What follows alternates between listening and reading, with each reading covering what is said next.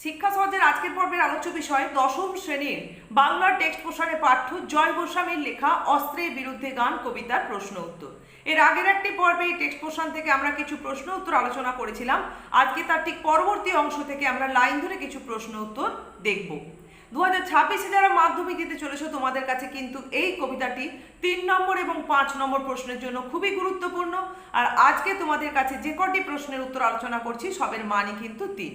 চলো আমরা আজকের মূল আলোচনায় যাই এবং দেখি প্রথম প্রশ্নটি কি রয়েছে। রক্ত মুছি শুধু গানের গায়, লাইনটির তাৎপর্য বিশ্লেষণ করো। কেন কবি কবিতায় এ ধরনের মন্তব্য উপস্থাপন করেছেন বা এর অর্থ কি, যাই প্রশ্ন থাকুক না কেন উত্তর কিন্তু একই হবে। কবি জয় গোস্বামী তার অস্ত্রের বিরুদ্ধে গান কবিতায় এ ধরনের মন্তব্যের উপস্থাপনা করেছেন। মানুষ তার মনের হিংসা, বিদ্বেষ, স্বার্থ চরিতার্থ করতে গিয়ে যুদ্ধের আবশ্যকতা প্রতিনিয়ত অনুভব করে চলেছেন।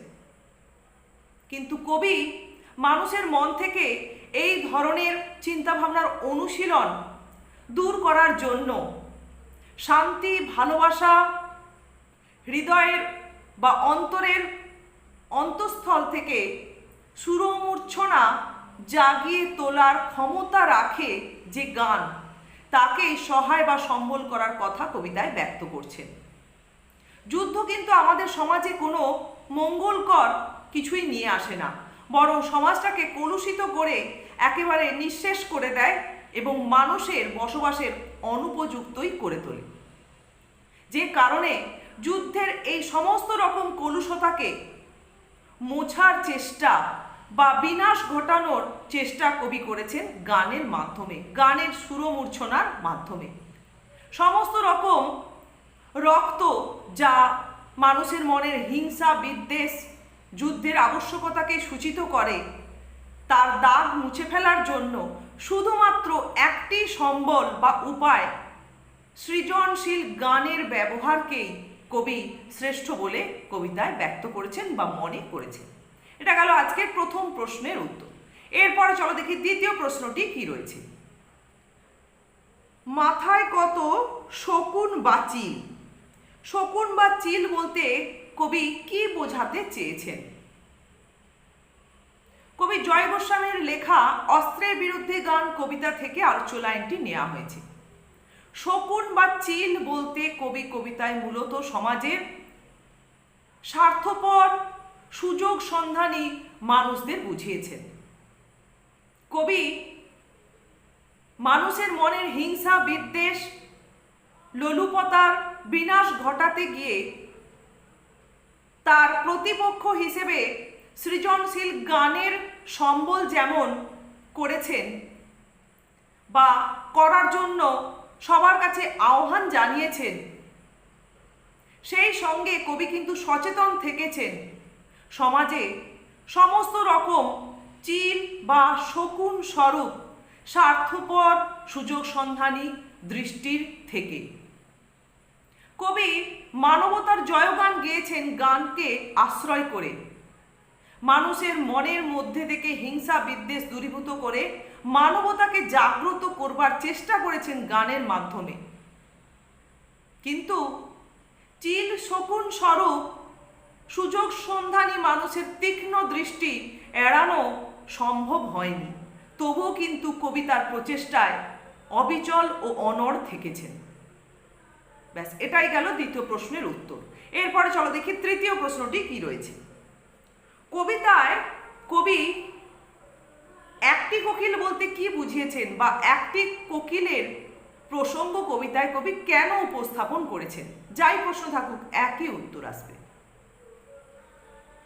কবিতায় কবি জয় গোস্বামী একদিকে চিল, শকুন অর্থাৎ সমাজের স্বার্থপর, সুযোগ সন্ধানী মানুষদের যেমন উপস্থাপন করেছেন, তেমনি তার প্রতিপক্ষ হিসেবে একটি কোকিলের অবতারণাও কবিতাতে ঘটিয়েছেন। এই একটি কোকিলের প্রসঙ্গ কবিতায় কবি উপস্থাপন করেছেন গান বাঁধবার উদ্দেশ্য নিয়ে। কোকিলের সঙ্গেই আসে, কোকিলের অনুষঙ্গ হিসেবেই আসে বসন্তকাল। বসন্ত হচ্ছে চির নূতন ও যৌবনের প্রতীক। শীতের রুক্ষতা শুষ্কতাকে ম্লান করে পুরো পরিবেশ প্রকৃতির সজীবতাকে ঘোষণা করে যেন কোকিলের কুজন। ঠিক একইভাবে যুদ্ধবাজ মানুষের মনের কলুষতা লোলুপতাকে ম্লান করে কবি মানবতার জয়গানকে সোচ্চার করার জন্য কবিতায় একটি কোকিলের প্রসঙ্গ নিয়ে এসেছেন বা একটি কোকিলের অবতারণা ঘটিয়েছেন। এটাই গেল আজকের এই প্রশ্নের উত্তর।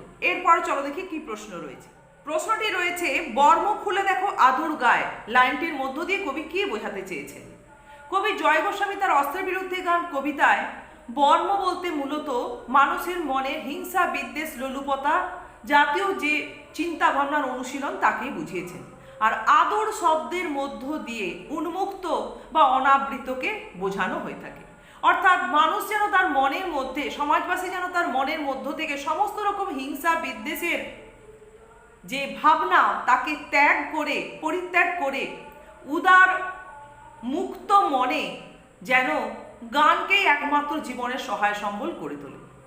সাধারণত দেখা যায় যে কবি সাহিত্যিকরা ভীষণভাবে আশাবাদী হয়ে থাকেন। তারা তাদের মনের আশা সাহিত্যের মধ্য দিয়ে, লেখনীর মধ্য দিয়ে যেমন প্রকাশ করেন, তেমনি পাঠক সমাজের মনের মধ্যেও সেই আশা সঞ্চারিত করে থাকে। এখানে কবির এই লাইনটির মধ্য দিয়ে কিন্তু সেই প্রচেষ্টাই জেগে উঠেছে বা প্রচেষ্টা তিনি গ্রহণ করেছেন। সমগ্র পৃথিবীতে যেখানে অস্ত্রের ঝঞ্ঝনানি মুখরিত আর যেখানে সভ্যতা বিপন্ন, সেখানে অস্ত্রের ব্যবহার সম্পূর্ণরূপে বন্ধ করে গানের সাহচর্য গ্রহণ করার মধ্য দিয়ে কিন্তু আমরা আমাদের মনের সুকুমার হৃদয় বৃত্তির পুনরায় জাগরণ ঘটাতে সক্ষম হব। তাই এখানে